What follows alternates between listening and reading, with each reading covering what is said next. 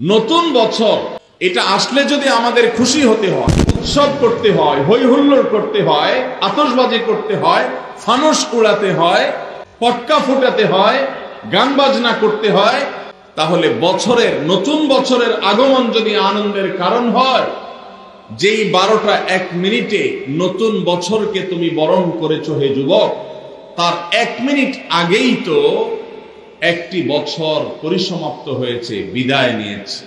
বছরের আগমন যদি তোমার আনন্দের কারণ হয়, তাহলে বছরের বিদায় কেন তোমার বেদনার কারণ হয়নি? বছরের আগমনে তুমি যে হাসছো, আনন্দ করছো, কই তোমাকে তো বছরের বিদায়ে কাঁদতে দেখিনি।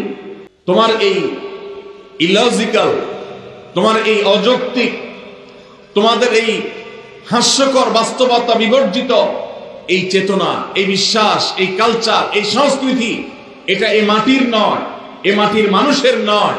এখানকার মানুষের কালচার এবং সংস্কৃতির সাথে এই 31st নাইটের কোন চুল পরিমাণ সম্পর্ক। কিন্তু দুর্ভাগ্যের বিষয়, গত বেশ কয়েক বছর ধরে আমাদের দেশে এই 31st নাইটের এই কালচারকে আমদানি করা হয়েছে, স্টাবলিশ করা হয়েছে, প্রতিষ্ঠিত করা হয়েছে, এটাকে নার্সিং করা হয়েছে, এটাকে পরিপালন করা হয়েছে, এটাকে নানাভাবে প্রচার করা হয়েছে, প্রচারণা করা হয়েছে, সমাজের রন্ধ্রে রন্ধ্রে এটাকে ছড়িয়ে দেওয়া হয়েছে।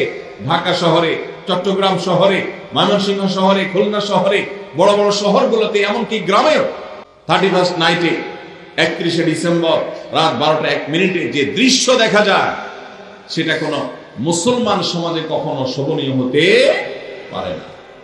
ভাইরা আমার, আমরা পলিটিক্যাল ফ্যাসিজমের কথা বলি, রাজনৈতিক ফ্যাসিস্টদের কথা বলি, আমরা কালচারাল ফ্যাসিস্টদের কথা বলি না।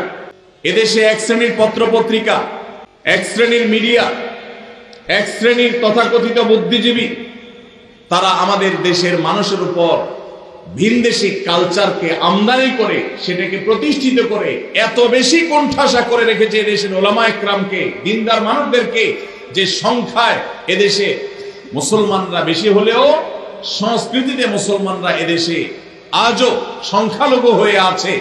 আমরা সংখ্যাতে অনেক বেশি হলেও আমাদের কালচারে, আমাদের সংস্কৃতিতে আমরা সংখ্যালঘুর মতো। আমাদের উপরে চাপিয়ে দেওয়া হচ্ছে ভিনদেশী সংস্কৃতি। এই 31st নাইটের এই কালচারকে নানাভাবে দেখবেন পত্রপত্রিকাতে, এক শ্রেণী মিডিয়াতে এটাকে আমাদের সমাজে প্রতিষ্ঠিত করা হয়েছে এবং এখনো হচ্ছে। সময় এসেছে এই অনাচারের বিরুদ্ধে আমাদের তীব্র প্রতিবাদ গড়ে তোলা। বেশি দিন আগের কথা নয়, মাত্র 2 বছর আগে ঢাকার 2টি মর্মান্তিক ঘটনা আমাদের চোখের পানি এনে দিয়েছিল। তার একটি হলো মায়ের কোলে থাকা দুধের শিশু 31st নাইটের বিকট আওয়াজে, পটকার বিকট আওয়াজে, আতশবাজির বিকট আওয়াজে সে দুধের শিশু মারা গিয়েছিল। বিষয়টা আদালত পর্যন্ত গড়িয়েছিল, কিন্তু বিচারহীনতার এই দেশে ওই ঘটনার দায় কাউকে নিতে দেখা যায়নি, কাউ কোনো দোষী সাব্যস্ত করতে দেখা যায়নি। ঠিক একই সাথে আরেকটি মর্মান্তিক ঘটনা ঘটেছিল। তা হলো একজন অসহায় নারী, তিনি তার সারা জীবনের সঞ্চয়কে একত্র করে ছোট্ট একটা প্লাস্টিকের কারখানা করে নিজ বাড়িতে প্লাস্টিকের আসবাবপত্র তৈরি করে ছাদের উপর সেগুলো মেরে রেখেছিলেন। এই 31st নাইটে আতশবাজির আগুন উড়ে এসে তার ছাদের উপর থাকা সেই প্লাস্টিকের উপরে পড়ে তার সমস্ত প্লাস্টিকগুলোকে পুড়ে ছাই করে ফেলেছে। রমাদানে আল্লাহ তাআলা প্রতিদিন বহু মানুষকে সাধারণ ক্ষমা করেন। রমজান যখন কাছে আসে, শেষ দশক আসে, তখন সাধারণ ক্ষমার পরিমাণ বেড়ে যায়। আল্লাহ সুবহানাহু ওয়া তাআলা বলেছেন, ওয়ালিল্লাহি উতা, নবী সাল্লাল্লাহু আলাইহি সাল্লাম বলেছেন, ওয়ালিল্লাহি উতাকাউ মিনান নার ওয়া যালিকা ফি কুল্লি লাইলা। রমজানের প্রত্যেক রাতে বহু মানুষকে আল্লাহ তাআলা জাহান্নাম থেকে মুক্ত ঘোষণা দিয়ে দেন। অমুক জাহান্নাম থেকে মুক্ত, অমুকের ছেলে অমুক জাহান্নাম থেকে মুক্ত, অমুকের ছেলে অমুক, তার নাম জাহান্নামের তালিকা থেকে কাটা, জান্নাতের তালিকা চলে আসবে। অসংখ্য মানুষকে এভাবে এই সুযোগ আল্লাহ তাআলা দান করেন।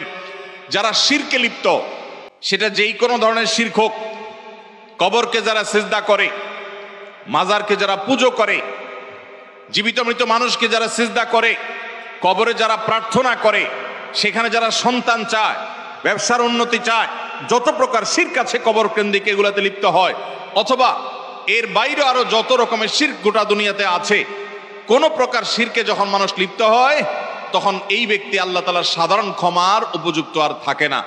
গত রমজানে আমল ইবাদতের ক্ষেত্রে প্রতিবন্ধকতা বাধাগুলো কি কি ছিল একটা একটা করে সম্ভব হলে লিখে ফেলবেন। নাম্বার 1, আমি তারাবিটা নিয়মিত পড়তে পারি নাই কারণ অমুক অমুক বন্ধুর সাথে আড্ডায় যেতে হয়েছে, তাহলে এটা আমার একটা বাধা। আমি হারাম জিনিস থেকে বেঁচে থাকবো কিন্তু পারি নাই কেন? কারণ ফেসবুকে ঢুকছে একটা কাজে, সেখান থেকে আমার আরো 5টা অকাজ করা লাগছে, তাহলে এটা আরেকটা কারণ ফেসবুক। এইভাবে একটা একটা করে আপনি যদি কারণ লেখেন, লেখার পর আসন্ন রমাদানকে অর্থবহ এবং সার্থক করবার স্বার্থে এবং প্রয়োজনে সেই চিহ্নিত কারণগুলো একটা একটা ধরে হিম্মত করে সৎসাহস করে আল্লাহকে সন্তুষ্ট করবার আশায় ছুঁড়ে ফেলে দিতে হবে নিজের জীবন থেকে। এই সংকল্প এবং এই কাজটা যদি আপনি করতে পারেন তাহলে ইনশাআল্লাহ আপনি দেখবেন আপনার এই রমজান আপনার জীবনের শ্রেষ্ঠ রমজান হয়েছে। ভাইরা আমার, নবী করিম সাল্লাল্লাহু আলাইহি সাল্লাম তাঁর জীবদ্দশায় কয়টা রমজান পেয়েছেন? মাত্র 8টা রমজান পেয়েছেন। দ্বিতীয় হিজরিতে রমজানের রোজা ফরজ করা হয়েছে, দশম হিজরিতে আল্লাহ তাকে দুনিয়া থেকে নিয়ে গেছেন। মাত্র 8টা রমাদান তিনি পেয়েছেন নবী সাল্লাল্লাহু আলাইহি সাল্লাম। বহু সাহাবী আছেন তাদের জীবনে রমজান মাত্র পেয়েছেন একটা রমজান পেয়েছেন। এরপরে রমজান আসার আগে হয়তো জিহাদের ময়দানে গিয়ে শাহাদাত বরণ করেছেন।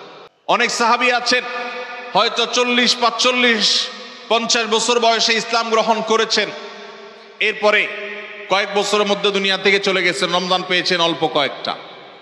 আর আমরা জন্মসূত্রে মুসলমান হওয়ার সুবাদে এক একজন মানুষ 20টা, 30টা, 40টা, 50টা রমজান আমরা পেয়েছি।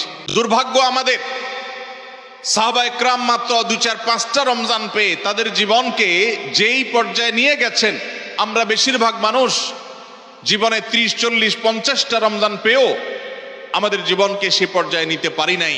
ভাইরা আমার, এই জন্যই আসন্ন রমাদানকে সঠিকভাবে ব্যবহার করবার জন্য আমাদের বিগত রমজানগুলোর সমস্ত সমস্যাগুলোকে চিহ্নিত করতে হবে। কি কি কারণে আমি এর আগের রমজানগুলো সঠিকভাবে কাজে লাগাতে পারিনি, ব্যবহার করতে পারিনি, সেগুলো একটা একটা করে দূর করতে হবে। যেমন সোশ্যাল মিডিয়া, ফেসবুক, ইউটিউবের আসক্তি, এটা আমার আগের বছর রমাদানের যে